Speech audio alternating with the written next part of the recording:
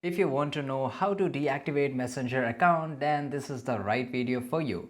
The very first thing we have to do, we have to go into the Messenger mobile application here, and we have to click on the profile section that is on top left side corner. Okay, then scroll to the end and just go to the legal and policies, and here you can see that there is a no option to deactivate Messenger account. So why it is saying so?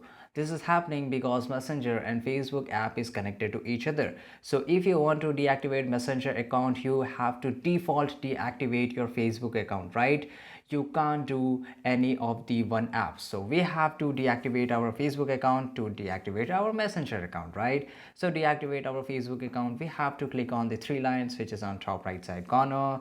Then just go to the end, just click on setting and privacy, then click on the setting here, and after that it will load for a few seconds, and just click on the profile setting, right? This is the first one.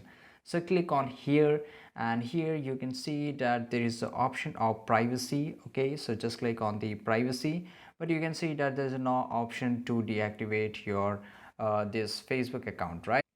You have to scroll a little bit down, and here on the access and control just click on this, and here you will definitely find the option to deactivate. And as I said to you, here you can see deactivation and deletion. So click on here and you will get the two options, that is deactivate your account for temporary period, and the second option is delete your account permanently, right? So we will do the first thing, we will deactivate our Facebook account, and we will click on the continue, and here we will select our page and all that and click on the continue here. And here the main part, right? If you enter the correct password of your account, your Facebook account will be get deactivated, and by default your Messenger account will also get deactivated, right? So I hope guys this is pretty easy, and if you found this video really useful, make sure to like this video right now, leave a comment down below, and also subscribe our channel. See you guys in the next video.